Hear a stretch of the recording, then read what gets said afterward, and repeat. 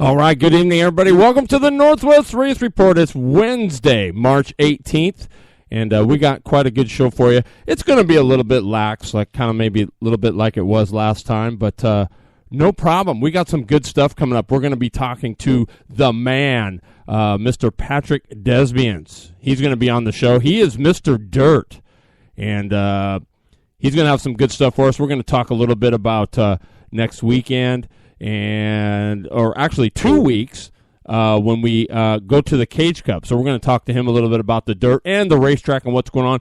Got some crazy stuff going on. I tried to get a couple winners in here from last week's West Coast Nationals, and here's what I did. You want to know what I did? All right, here's what I did. I over-scheduled. So that's cool, though, because you know what that means? That means we're going to have more than one in-the-seat guest. We're going to have Mr. Patrick Desbians tonight. We are going to have the man himself, the man, Mr. Mike Wheeler, going to be calling in. And then we're also going to talk to Colby Copeland, who was runner-up last weekend as well. So first things first, let's kind of get into the at the drivers' meeting. All right. And at the drivers' meeting, we got some things coming up. Salem Speedway coming up next weekend, and that is going to be some good stuff. And by the way, before we get any further, Chase and One Time were a photo finish, but the MyLaps got the man, One Time, Shane Smith, by a split second. He was the first one on top, and then came Tim Chase. So, it was so close. You had to use the chat line in order to get him in there. So the win goes to Shane One Time Smith. Sorry about that, Chase. You always got next week. So, but you were close. It was a photo finish. But this weekend coming up, now there's been some confusion as to what's going on this weekend, and it's no longer on Sunday. It's a Saturday show. I know some of you are planning on getting in there. Doug, I don't know if there's going to be any juniors or not. We'd love to have you. I'd love it. There's usually a couple, 2 or 3, but who knows? This is the last race of the year. So, Sean Carr, my man, thanks for tuning in. Love having you tuning in, buddy. You are the guy. Seth Apple tuning in. Yeah, my boy, he's tuning in. Seth Apple, he's my right-hand man. Good to have him tuned in. Seth Apple's my boy. So bring them down if you got a junior. I don't know. There could be a lot of juniors. There could not be. I don't really know. So it's going to be hard to say. It's the last race of the season for the Speedway karts. And it should be a good show. It was too bad because One Time was planning on coming down. I would have been sweet to see the Jawa roll. And yes, we do, Doug Bartlett. We do need some little guy racers, and we're working on it. Scott McDowell is working on it. CKA is working on it. We've got a big plan going on here. So there's some stuff in the works. We just need to get. But you're right. We need to get those young racers in here. So Salem Speedway this weekend, Friday night practice as usual, and then it goes the normal Saturday show. Gates open at about 9. We get on the racetrack at noon, get underway, and things get rolling. We're usually out of there by 3:30, 4 o'clock, so you could be back on the road early if you want to just come down and get some time. We'd love to have you, Doug, but I do understand how that goes. It's a long haul to just to kind of come and run, but still. No sticky keys, Tim Chase. Nope, it was a fair deal. Even Steven, and he almost typed one letter too long because another letter and you would have had him. Cage Cup, March 27th through the 29th. That's exciting. That's going to be good stuff, especially after what we had this weekend down at Red Bluff. I guess there was some great racing going on down there for the West Coast Nationals. Super cool stuff there. So that's pretty awesome. Rusty Rossmeyer checking in. Thanks a lot, man. I appreciate you tuning into the quickest hour on the web. We got some stuff later on. I got we were talking about doing some rebranding. I'll announce that later on the show. But next, the UAS, the Unlimited All-Stars, released their summer schedule for 2015, I'm excited to say. And it is going to open up with the Cascade Karting Association. That's on March 24th. That'll be a Sunday event. So it'll be March 24th. Then at June 27th, we travel just a short distance over to Rainier. We'll be running there. Albany, July 11th. August 1st, this is the cool one, fellas. This is the cool one right here. The Rocket outdid himself. You remember my guest a few weeks ago, Chris Cunningham, who was the GM and of Evergreen Speedway. Well, he got hooked up where the UAS guys are gonna run the outside of the figure 8 course there. I don't know. I think it's a 3/8, but they're gonna be on the pavement at Evergreen. So the UAS ground pounders on the asphalt, and it is gonna be legit. Let me tell you what. You talk about hauling some, you know what. It is going to be dialed in. That's going to be August 1st at Evergreen in front of a packed house. It is going to be the bomb. I can't wait. That's so exciting. Great job to the Rocket, Ronnie Cox, for getting that hooked up. It's a non-points deal, but it's still going to be super, super, super awesome. Okay, so it's close to a quarter mile. Still, it's going to be hauling the mail on the pavement. Just let me tell you that. It's going to be sweet. So looking forward to that. And then that's on the 1st. Then on the 15th, and I'm going to tell everybody. I think Tim Chase, Penatel, and all those guys, they need to come up for this one. It's the August 15th, the annual Betty Boop Memorial. It's the 3rd annual, and I think it would be cool to have those guys. It'd be cool to have Diotti and let me get this right, Lawton, not Loughton, but Lawton, and Chase and Brad Berg. You know, I know the Rocket will be here. One Time will be there. I know ES7 will be here. There'll be some. This should be a great show if we can get some of those guys. The Lawman, that's right. There's a new sheriff in town. It's the Lawman, Michael Lawton. But anyway, should be cool if we could get all those guys up and do some running there. That is August 15th.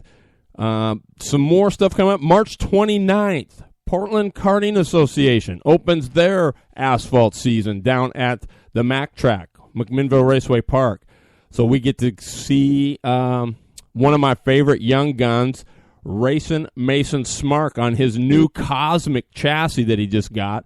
And, boy, is it a looker. I mean, it looks awesome. So it'd be cool to see Racing Mason on his new Cosmic. He's getting all hooked up, ready to be a big gun and run for his this year's championship, which he's got a very good shot at. Let's see, April 26th. Actually, this is the 24th through the 26th. We're at Wenatchee Valley Super Oval. And it's going to be a 10,000 to win race. It's the first annual Leonard Evans 200. And if any of you know Garrett Evans, I'm just going to tell you, the guy runs a first-class show. It is not the wrong time of year for you, JP Karting. I don't want to hear that. I need you up here at the Betty Boop. We need Berg. We need Lawton. We need you. It just won't be the same without you guys. You guys are class acts, and we need you up there. But Garrett Evans runs one heck of a show. It'll be first class. There'll be nothing held back. I know a couple of years ago I called the Wenatchee 200, and I called the ARCA Ignite 150. And what he did was he had a Friday night practice, and he fed everybody in the pits. So there was a Friday night practice. And what's really cool is they had practice from it was like from 6 until 10 at night, so it was under the lights. I mean, it was just badass. And then afterwards, he fed everybody hamburgers and hot dogs and cold beer for all the crews and all of that stuff. And it would just be it was just awesome. And that's just Garrett Evans, man. He is a first-class individual. His stuff is always first cabin, and that's the answer I love to hear, Mr. J.P. Karting. We need you guys up here for that, the Betty Boop. That would be so killer. We lost Betty Singleton way too soon. So it'd be cool to have you guys up, help Milton celebrate, and we have a celebration of life for her. It's really fun. We run the race. After the race, there's lots of music and food and stuff going on, and it's just cool It's just cool stuff. Yes, work is overrated. Very overrated. I say, you know what I say? I say we all quit and just go racing. Wouldn't that be cool? That'd be awesome, I think. All right, so that's kind of what's going on. If you know, and I want to put this out there for those of you that if you have a schedule, and we're going to announce One Time's going to be with us next week, sitting in, so you get to hear his little segment hanging with One Time. But if you've got a schedule, if you've got something that you want released, I know down in Arizona, Torres was working on a big Yamaha race, so that's coming up in May. And you guys definitely want to try to do that if you got a Yamaha. That's going to be a cool deal. It's on that crazy format with the team drivers, and it's an endurance race. And go to the Arizona Karting Association page if you want more info on that. But he was supposed to get back with me and do some more stuff, but that's all right. I'll get with him on Facebook. We'll get that worked out. But nonetheless, would be cool if everybody could make it down for that and support Torres and all that stuff. But moving on, we're going to go to Winner's Circle Wednesday. Absolutely. Winner's Circle Wednesday. The Red Bluff Nationals were last week. And I guess the man was Logan Seavey. Now, I tried to get him on tonight, but I just couldn't do it. He had a golf game, so he's a golf pro as well. 5 feature wins for this young guy, and he adds to his credits the title of the West Coast Nationals. So, and he let it flag to flag, and he beat some boys. Let me tell you, Colby Copeland, our guest last week, was second, and third was none other than Mr. Mike Wheeler, the dude that owns Red Bluff practically. So, congratulations to Logan Seavey. What a stud. And what great momentum that brings in coming into the Cage Cup. So he's going to be on a roll, and it's going to make him definitely one of the favorites coming in to the weekend of the 27th through the 29th. I wish, I wish the UAS guys could come up for that too as well. But nonetheless, moving on, Rotax-wise. Now, the reason why I bring this up is this is cool stuff. We got some local guys. Some of you may know them. Some of you may not. I was blessed enough to get to know a couple of them when I did my stint as the Can-Am Pro Kart Challenge announcer for, it was a season and a half. But Luke Selican, who was also a late model standout, got his pass to the grand finals. So, and it's going to be at the Karting Circuit Portimao in Algarve, Portugal, November 8th through the 14th. There'll be 300, actually they say 288 different drivers there in 4 different categories, supported by different chassis. And we're going to get into that just here quickly because I got some stuff. I want to see if I'm all wet or not. But anyway, so congratulations to Luke Selican, who goes as senior Rotax. Stingray Rob from Boise, Idaho. He's going to make a name for himself. He already has. He's already got his pass. They're like golden tickets, guys. They're how do I want to say? They're just you got to win a major Rotax series, or you have to win one of these big events like this Challenge of Americas, which they have done. Scott Warning, Ohio Valley, UAS, checking in. Appreciate it. Chad Hudson Wallace, my man. This dude, man, I'm so excited because this dude rolled it down at Sonoma. He had some problems, but I was just going to give him a shout-out. And dude was just a stud. He qualifies in the top 5, and he's right there with the boys. He runs in Rotax Masters. And I'm going to tell you what, Chad Hudson Wallace is a wheel. I'm totally telling you, and I'm just so excited he's tuned in. That just makes my whole night. Right on, Chad Hudson Wallace, man. Great job. But Stingray Rob goes in. God, he's got me knocking my mic over and everything. So Stingray Rob goes junior. Sabra Cook takes it in DD2, so she's got her pass to go. Paul Bonilla in Masters, probably one of Hudson's nemesis. He's got one.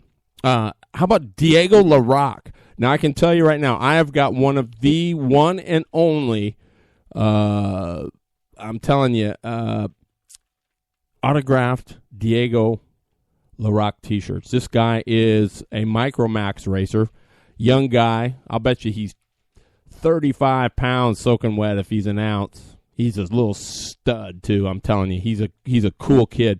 He autographed my shirt, so I got one of. I'm sure I've got the first one ever signed by Diego LaRocque, so I'm pretty proud of that.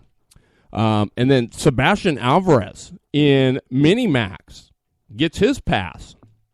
So all of these guys and gals are representing Team USA at the Olympics of Karting in Portugal in November.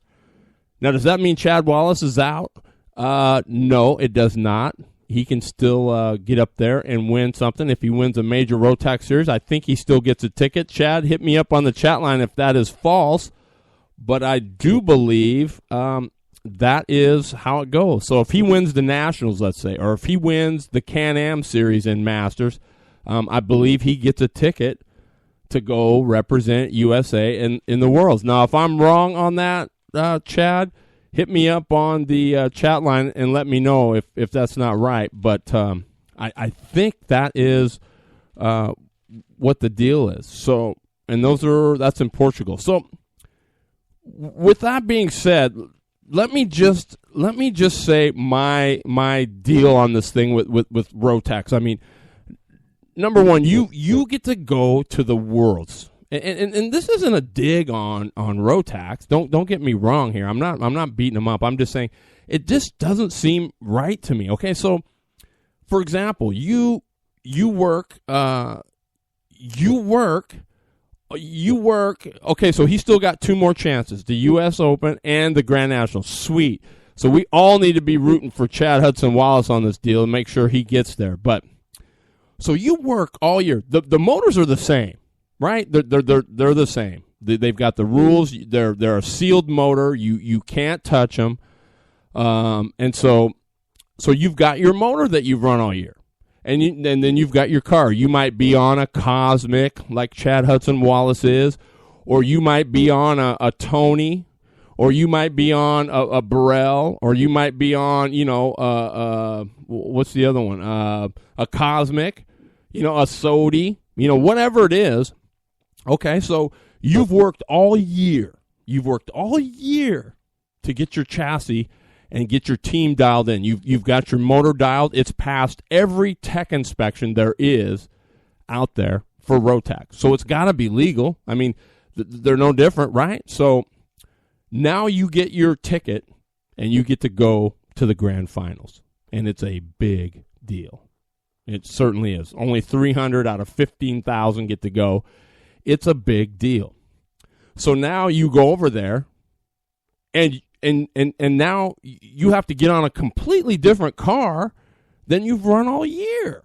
Now, I don't know about you, but I just don't get that. I mean, I'm going, okay, so they say, well, it's an even Steven deal and everybody. You know what? That does not prove that you're any kind of a better driver than somebody. It just means you happen to hit it, and the other guy didn't. But here's the deal. If I've worked all year and I've paid 5 arms and 15 legs to get around all these things and I win, why shouldn't I be able to run my own stuff? And then you have so one of the chassis manufacturers, they step into their pocket and they pay to have whatever it is. So all the guys are on a Cosmic or all the guys are on a Tony. And what does that prove?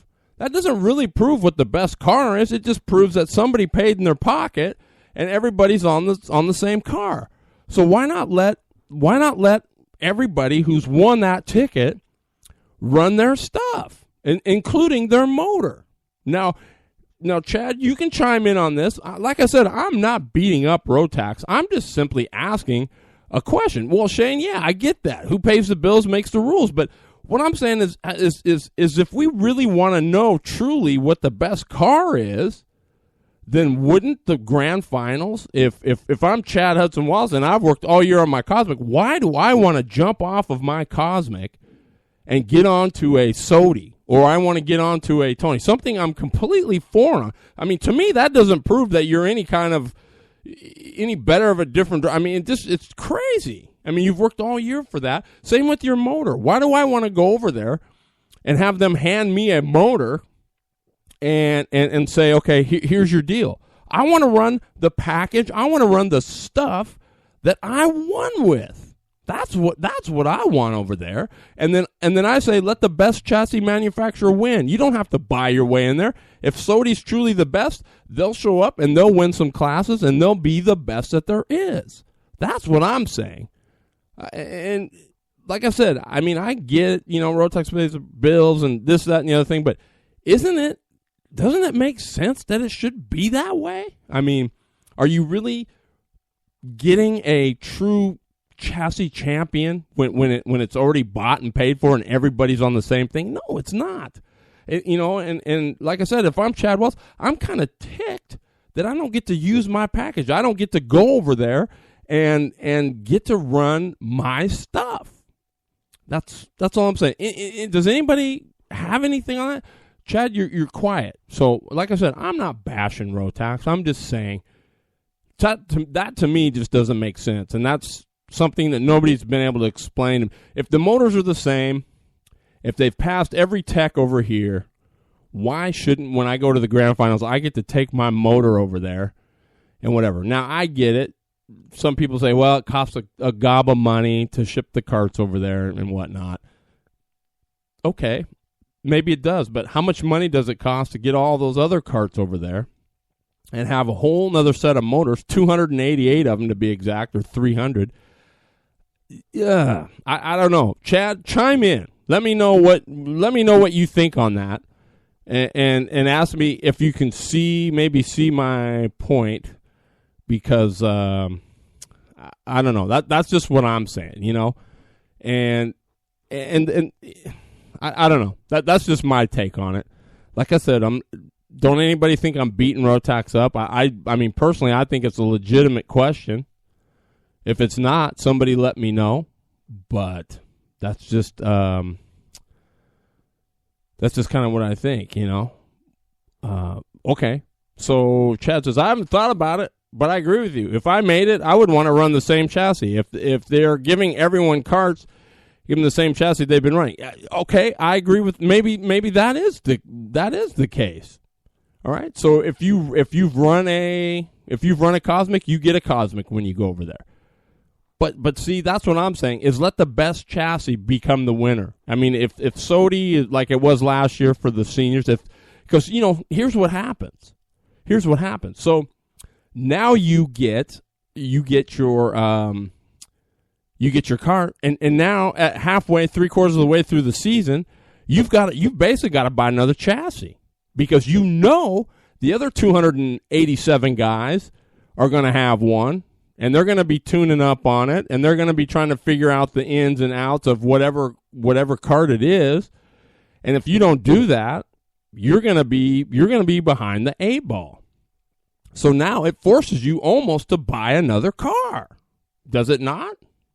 I mean, if you're going to go halfway across the world and the other 287 guys are going to be running that car, I mean, hello, what else is there?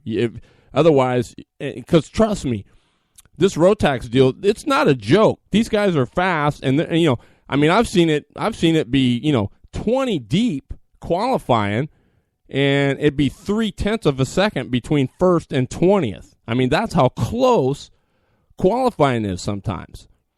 And so make no bones about it. Those guys are spending the bucks to do it.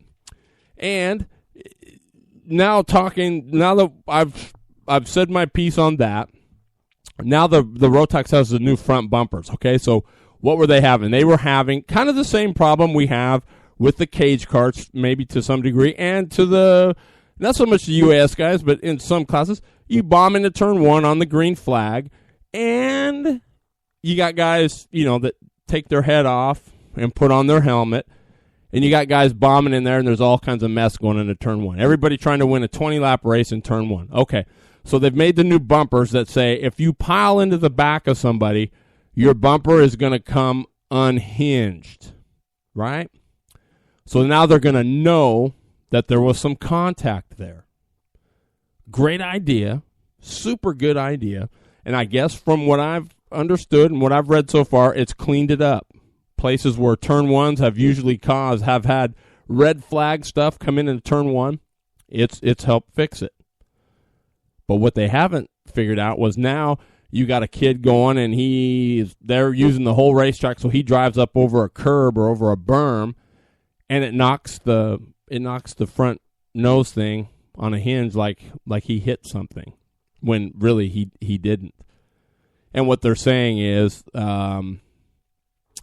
yeah, but what if you're pushing someone? Yeah, Seth, I get that, but I mean, they're going to know if you're actually helping push somebody, like if you're to help them push them off or whatever. But maybe even down the straightaway, maybe if you are. But the whole deal is they want to keep it from that rough stuff where guys are just actually flat, plowing. And it does, Shane. It's got to have some resistance because, like they said, the young kid, they showed his nose, the picture of it was all folded under, and the kid had no control over the. I mean, he couldn't steer it. So they were saying, well, what if that was a KZ or a shifter cart at 150 miles an hour using up over that curb, and the guy can't steer it? Now we've got a mess. Great idea. It just needs some refinement, and I'm sure that they'll refine it. I have no doubts. So, kudos to Rotax for and the CIK for trying to do something deep in there to fix that. Is it 100%? I don't think it is. Can we expect it to be? I don't think we can. At least not at this thing. Brake check. Absolutely. What if that happens? I mean, you just never know. But are they on the right track? Absolutely, 100% they are. I just think, and it's probably wrong to expect it to be perfect, perfect right off the bat. Well, yeah, but Shane, what it is you don't carry a few of them. It's not like it comes off. It's like it just comes unhinged. And so basically what that means is they'll wave you off, and you get your little hand slap or whatever, and well, Aaron, I guess you're right too. That's what officials are for. I think they are definitely on the right track because like they've said, there's been some places where turn one has been almost, red flag material all the time. And, to red flag one of these events in turn one, it's got to be pretty bad. So I think they're on the right track. And they said that it has cleaned up the starts. I don't know. Maybe Chad can chime in down there at Sonoma. I don't know how turn ones were when going in there on the greens. But, Aaron, I think they do have cameras around the track, and I think they do use that. I know Chris Egger was telling me a lot of times they will do that, and they'll go back and show you where you screwed up. But I don't necessarily know that's the answer. I mean, like I said, I think they're on the right track. It's an obvious thing. So if you're plowing somebody, it at least makes them think twice before they just go, see, Chad said it was pretty clean all weekend. So, I guess it all depends on where you go and who you're running and what the stakes are. But, I personally think, Rotax they're on the right track. Hey, maybe UAS should do that too, huh? I don't know. I'm just kidding. I don't think we're to that point yet, but congratulations to all those guys. Luke Selican, Stingray Robb, Sabre Cook, Paul Bonilla, Diego LaRock, and Sebastian Alvarez. And there was a few more, but those are some of the local ones. And then our very own Chad Hudson Wallace, who was right there. He got penalized, I don't know what it was, 5 seconds or something for an airbox infraction. Oh, my goodness. I don't even know what that's about. I don't even really know if I want to know, Chad, just because I get ticked at some of that BS stuff that's worth 5 seconds. But congratulations to you, man. That's man, I knew you were going to be a stud when you got into this deal, and you've been picking it up ever since. But with that, the caution is out, So everybody, don't you dare go away. We're going to hear a quick ad from our good folks at O'Hagan's Carts and Supplies. So hang tight. We're under caution.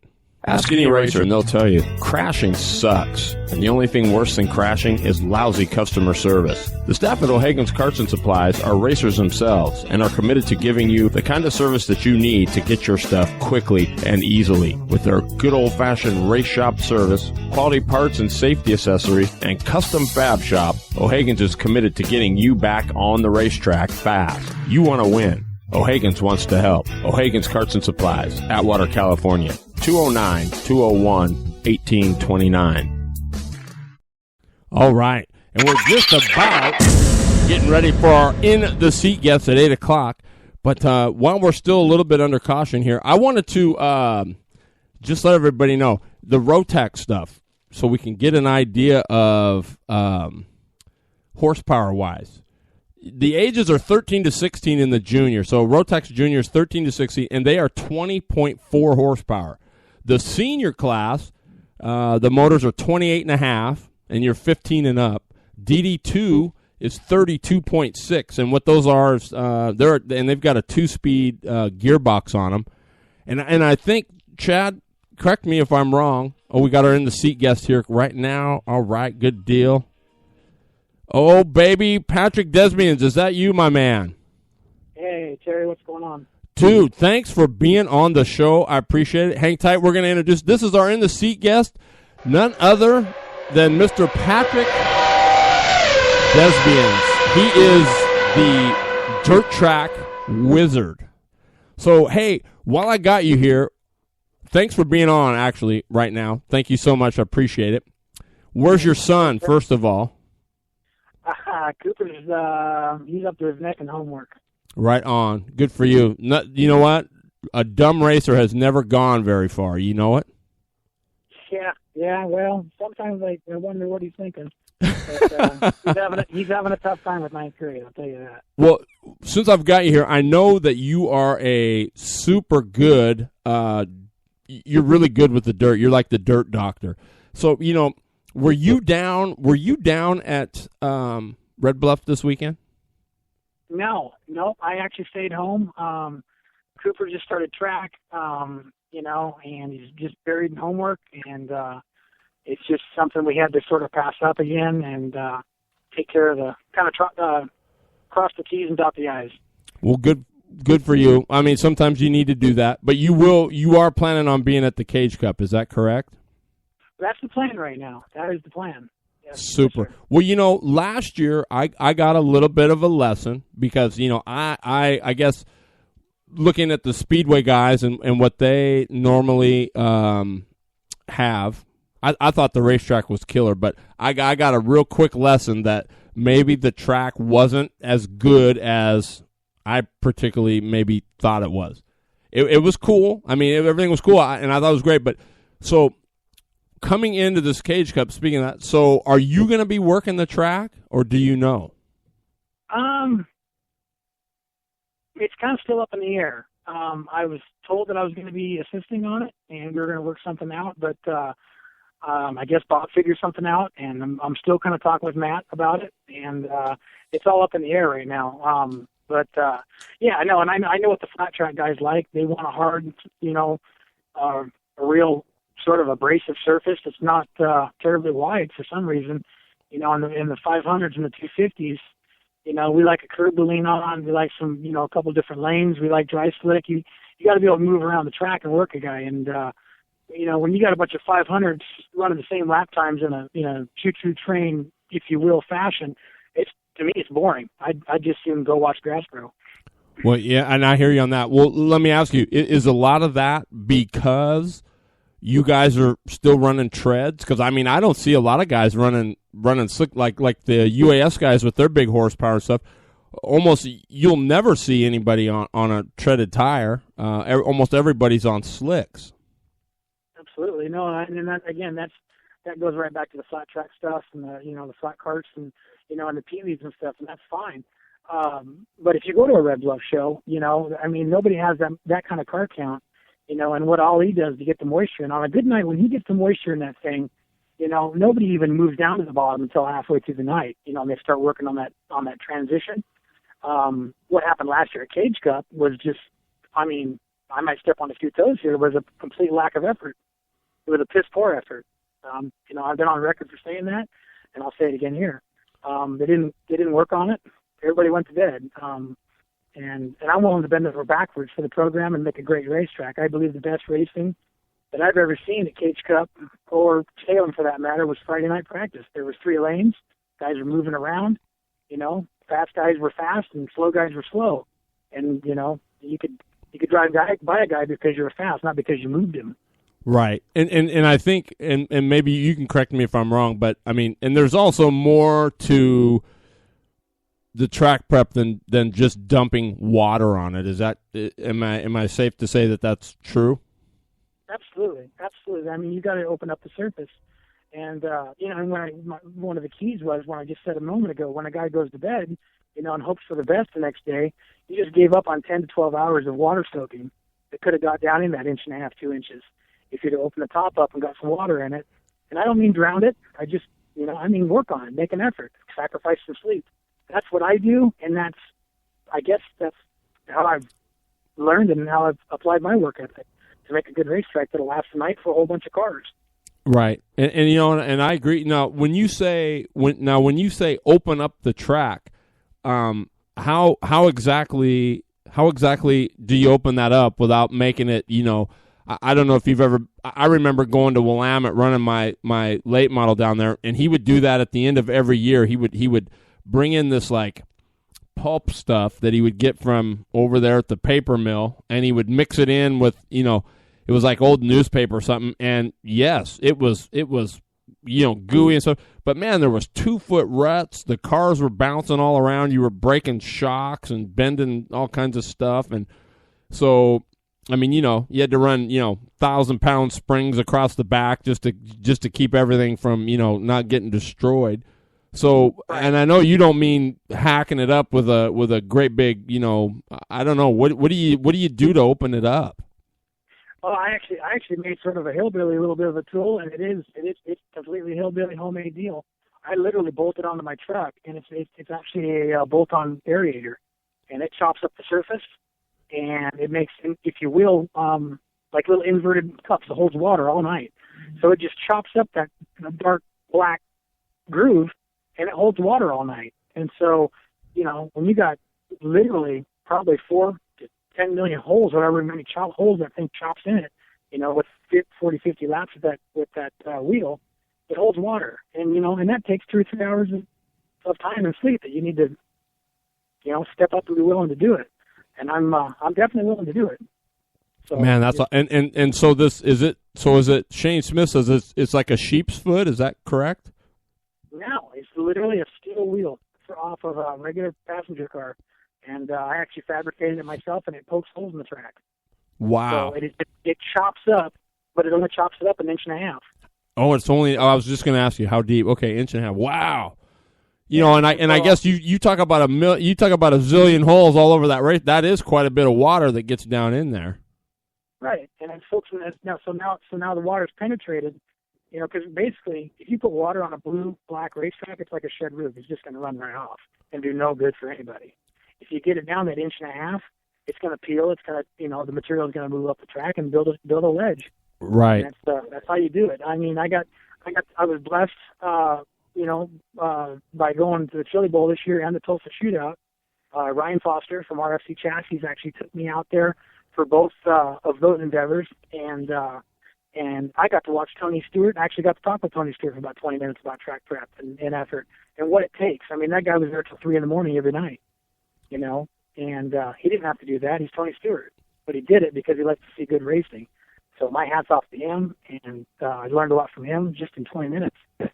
Brian Crockett, an absolute wizard. The guy's he's one of the most underrated drivers in the entire West Coast. The guy was a badass through the 80s and early 90s, and just an amazing track prep guy. Man, that's Brian cool. Doesn't give up, and he tries hard. Well, and Patrick, I think it's awesome that's your passion. Obviously you've got, some sons that you're trying to get racing too, so it leaves you kind of tough trying to do both. But the fact that you are willing to do that, man, speaks volumes to me. So I mean, I hope they let you do your thing down there at the Cage Cup, so that the racetrack is what everybody wants. I mean, there's nothing worse than having 150, 180 guys all upset that the track blows, you know. But right. You know what I'm saying? Right. And I guess I don't know if you're going to have Colby on here shortly. And I mean, that was one of the first things I did is I congratulated him on his asphalt win last year, and he actually got a kick and a giggle out of that. and he did a great job. I mean, you can't fault what those guys did. Well, yeah, he did what he needed to do in his heat races. He got through his dash.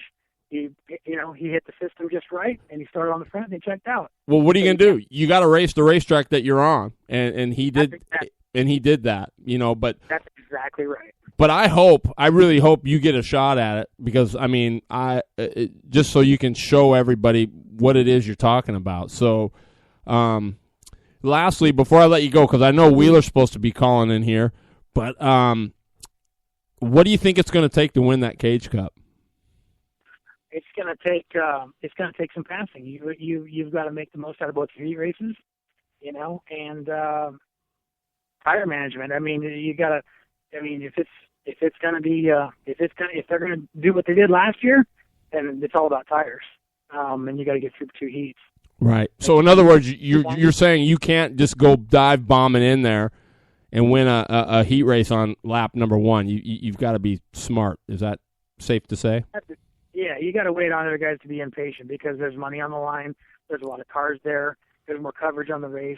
People are going to be up on the wheel and trying to prove something, and I don't fault anybody for that at all. But if there's only one lane, like it was last year, it's going to be pretty uneventful. It is, and you're asking for trouble. Yeah, and if there's 2 lanes, you're going to see Foster, you're going to see Seavies, you're going to see some of the toughest guys in the whole West Coast, you know, trading sliders and moving around on that, on that cushion if we can get to do what we want. And it'll be a great show. Otherwise, you might as well tie them together with baling wire and follow each other. Wow. Well, Patrick Desbians, I appreciate you, man, taking your time to hang out with us. And I'm looking forward to talking to you some more down there, because I'll be calling it. So I'll be looking forward to chatting with you and hoping to see you work your magic. Absolutely. You know, and let me take a minute to thank you for everything you're doing, you know, with the Fox show and the PR and your Facebook. And I know you're digging to build the sport. And on everyone's behalf down here in Southern Oregon, I'd like to say thank you for what you're doing. Man, that's cool. And just let it be known, you know, there's a couple cats that were saying I don't like the cage cart guys and whatever. You know, nothing could be further from the truth. I'm just I'm not as in as I am with the Speedway guys, but I'm working to get that way. So the more I get to see you guys, the more I get to hang out with you guys and BS with you guys, you know, it's just going to help it more and more. But I sure appreciate it, and I look forward to seeing you here in a couple weeks. You and your sons. It should be an awesome show. Absolutely. You know, and if we get to do what we want, I think the Speedway guys will like what I can provide for them. It won't be too rough, and they'll be able to move around too. And that's the beauty of it. Patrick Desbians, thanks, man. And stay tuned. We're going to talk to probably one of your guys, too, Mike Wheeler, here very shortly. So appreciate the kind comments, and I look forward to talking to you here in a couple weeks. All right. Thank you. Thank you for your time, Terry. Hey, you bet, Patrick. Thanks. Good night. Good night. All right, Patrick Desbians. You know, what a stand-up guy. You know, and I haven't talked to Patrick too much in the past, but man, you know, I hope he gets a shot. It sounds like he knows what he's doing, and why not? I mean, let's see. Yeah, Cooper is his son, and he's a good guy. Patrick Desbians is a good guy. He's good for the sport, and those are the kind of guys we need, passionate people. Scott McDowell, you know, the CKA PR guy. I got to thank him for the wonderful lunch he provided the other day. He oh, man, me and Ross Meyer and a couple other guys showed up, and we had lunch at the Brewery City Pizza, and really a good time. We got some cool things. Don't forget that they're going to be doing some cool stuff, and that'll be coming up, sometime in April. they're going to be at the fairgrounds. I guess they're having a fair up there. The Quick Pitch Spring Fair, yeah. And so they're going to be there. They're going to be looking for folks to, be hanging out. I read on there, and I don't know, is Dix still on here? I think he is. I am here, Dix. Don't worry. And I plan on helping out.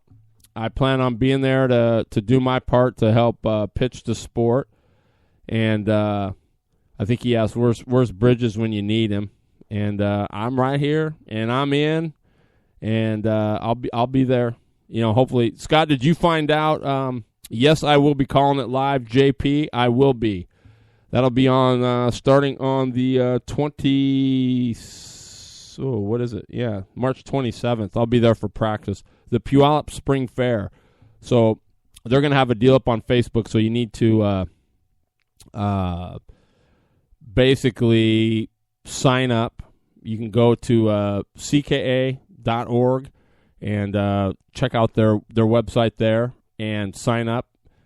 And it should be a good time. Hopefully, Scott, did you find out if I can bring my music or not, or what was going on? Because if that's the case, I will be there with music bumping, and we'll be turning that place upside down. We'll be the talk of the whole fair. So that should be a good time. And don't forget, too, One Time. That's coming up. That is April 26th. That is a Sunday. And it's going to be at the indoor karting facility, the one that's owned by Dave Lehman, in Tacoma. And it's the first annual karting swap meet. And I guess One Time's got a bunch of parts for sale. So, JP, if you got any of your hand-me-down stuff, motors or, little sprockets or gears or anything like that. I didn't say PA, McDowell. I said music. There's a difference. So, anyway, if you got any of that stuff, get a hold of Shane Smith. You can get a hold of him on Northwest Karting, and it would be a good deal. If you got some parts, he'll hook you up, let you know. I don't know what the costs are. One Time will be here next week sitting in with me, so we're going to have a big segment on that, and we'll get McDowell's thing on that too, so stay tuned. And we'll get all the knowledge and info. But Scott McDowell been doing a stand-up job out there trying to get to the youngsters going. And, while I got a minute here, I want to say this was from Salem Speedway. We got some of the results here, and we're going to go over those as we continue on. Quarter Midget Junior is going to be won by, these are the final points for Salem, and it's $10 each for seller spot if you're looking to go to Shane's garage sale. Is it garage sale? Or no, swap meet. But Cody Greer wins Quarter Midget Junior. Quarter Midget Animal goes to Miles Massey. World Formula is Mason Deneen. Quarter Midget Senior, Bailey Barney. No surprise there. Pee-wee Subaru goes to Brianna Fuller. Pee-wee non-Subaru, Ella Mae Jones. So lots of females hanging in there. Intermediate non-Subaru, Madison Basile is your winner. And Brianna Fuller is second. Intermediate Subaru, Lane Taylor's your winner. Oliver Rowitz is second. 5-horse open goes to Lane Taylor. So he goes back-to-back. Dustin Asher, he's one of the flaggers there at Salem Speedway. Good kid. And Dustin finishes first in the 125 cage cart. Tyler Pagel second. Bradley Lynn is third. 250 goes to Kyle Cormican. And the Duke Johnson, second spot. Taylon Roberts is third. And McLean Badoin is fourth. So good stuff in the 250s. 500 open cage, give it up for the female phenom. That is Casey Starr. And she's followed by Kyle Cormican, Scotty Fox, Bradley Pompey, Eric Schofield, and Brendan Waterman. That's your top six. Hazen, Maynor, Pence, and Roberts round out the top 10 in the 500s. 250 microsprints. Evan Manusco. Manusco. He's your winner. Jeff Marshall second. And there's our next in-the-seat guest. Colby Copeland, what is going on, my man? How's it going? Hey, not bad. He is our in-the-seat guest here tonight, our second one. Hopefully you listened to Desbians. Were you listening in to his interview? Oh no, I did hear that he got on there, but I didn't have a chance. I'm actually here at work. Well, we'll make it quick for you. So I didn't.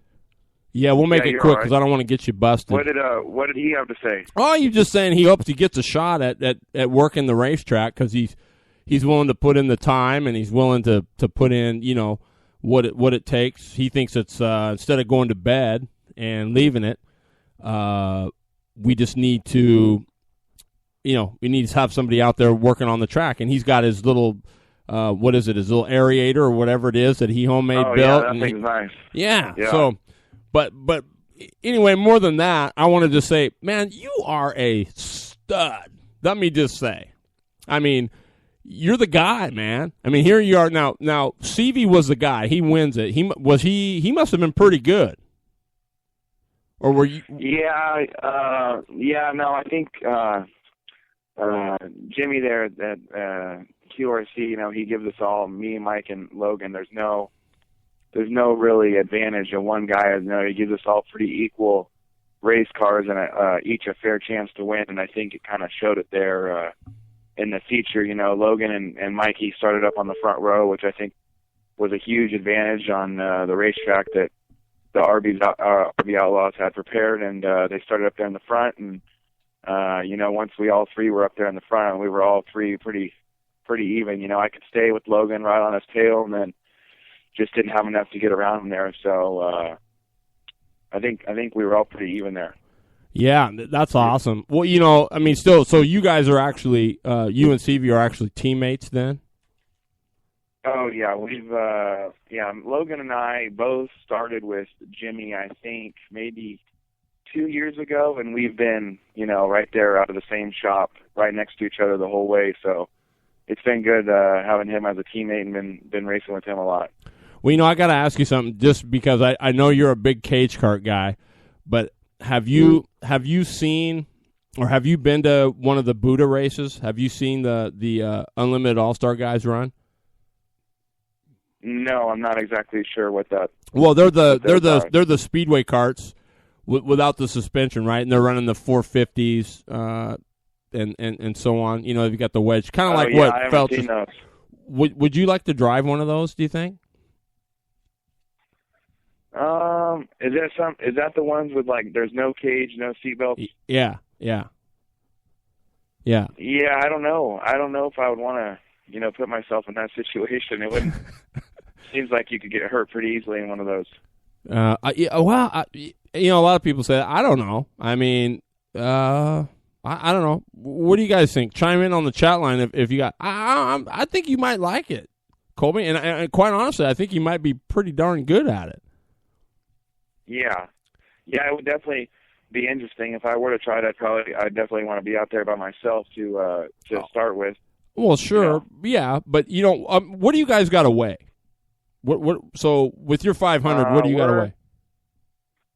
The smaller guys like Logan and Mikey, I think they're right at 430, and I think I roll across at about 465, maybe. Okay. All right, so you're pretty close, because I think that what the U.S. rules are, it's a pound per cubic inch or something like that. So I think the guys with the 428s or 430s or whatever, they're right at 430. So yeah, you'd be right at home. I think we might have to get you out there and let you try that out. I think it'd be awesome, and not to make you look bad or anything, just to give you a shot at it. I just think shoot, I think it'd be awesome to watch you roll. So. How did your night go? How did you qualify down there at the Nationals? Well, to be honest with you, I was in Tulare racing the sprint cars, so I actually had Keith Bloom sub for me, and I think he qualified 11th and then got 3rd in both of his heat races. And then Saturday night, I drove from Tulare up to Red Bluff. I think it was about 5 hours. I drove up there, and then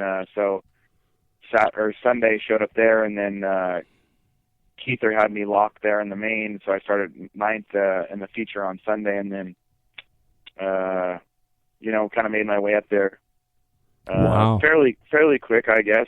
Got up the third fairly quick, and was right there with Logan, and then Shane Swindell was leading there, and I don't know if he was feeling the pressure of Logan or what happened there, but he kind of lost it, and Logan and I got by him there.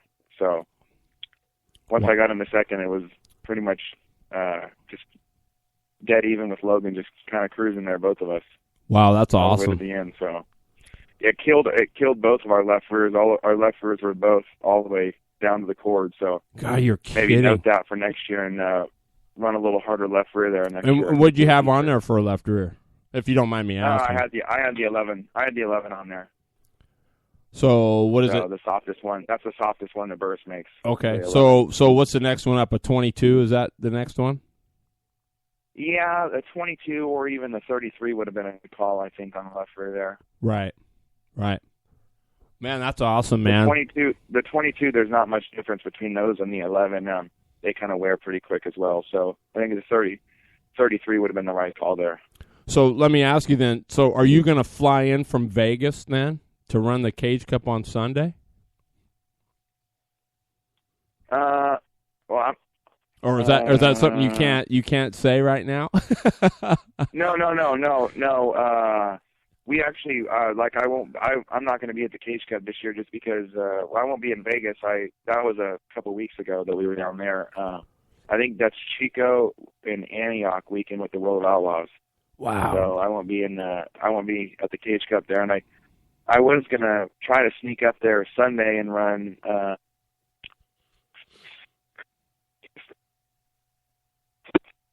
Uh-oh. You still there, buddy? Well, we lost him. He must have been in a bad area there. Well, that's okay. Thanks for tuning in, Colby. I appreciate it, man. We're going to finish up the Salem points. Micro restricted went to Alicia Piles, so congratulations. Oh, he's going to get back to us. Hey, man, there you are. Sorry about that. I don't know, was that you or me? I think it might have been you. I don't know. But nonetheless, man, well, we hope you can sneak up there. I'd love to see you. Well, I was going to try to do something, but with Siliker on Sunday, but I guess some things happened and he's not going to make it up there now. So, not too sure. I don't think the guys from the factory aren't going to go up there either. I don't know. Oh wow, that's no good. What's going on? So, well, yeah. So I don't think that we'll be making the trip this year, but we might have to come up there to Salem one of these times. Yeah, for sure, man. Well, you know what? Keep me posted on what you're doing. I mean, I'm really interested in what you're doing and following you up in your big car stuff because, man, I'd like to see you go all the way and get something, something you really deserve because you can wheel it, buddy. So, and I appreciate you supporting my show, man. Seriously, I know you tried to get awesome.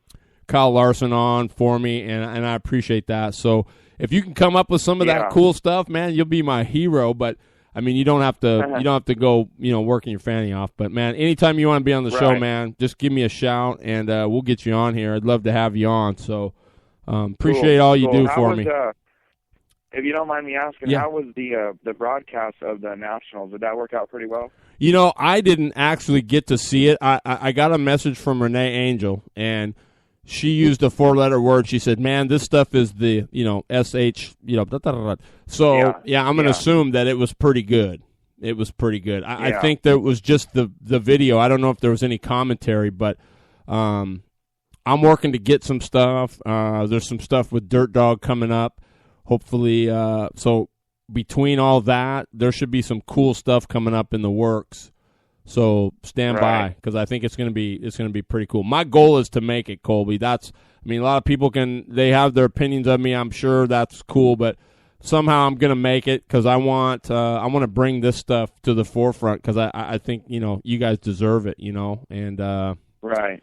And so that's my goal. That's what I want to do is just kind of bring this stuff to the front, help guys like yourself and Renee and Ronnie Cox and everybody. If they can get a ride, I want to help them get there as much as I can. So Yep. Have you guys had Logan or Mike on the show yet? I tried. Wheeler was supposed to call me at 8:10. I don't know. It was kind of a rush deal. I kind of overpacked everybody, but and then Logan had a golf tournament tonight or something he was involved in, so okay. He couldn't make it. But I'm going to try to get him on next week to talk to him. So if you can, listen in. And, yeah, he'll be a good one to talk to. Awesome deal. Well, Colby, thanks a lot, man. I'm about out of time, so appreciate you taking your time out of work, man, to tune in and help me out here, buddy. You're the man. Sounds good. Thanks, buddy. Sounds good. Bye-bye. We'll have a good one. All right, everybody. Colby Copeland, what a great guy, man. He's a good dude, and he can roll it. So, Rico Jones, you're welcome, man. Thank you for tuning in. Seth Apple, thanks for skipping your homework and listening in. JP, man, dude, what would I do without you guys, You guys are awesome. I didn't see the Hitman tonight. I'm a little disappointed, but that's okay. I'll get it. I don't dare get smart because the Hitman can, he can be pretty rough sometimes. So, Scott Warning, thank you so much, buddy.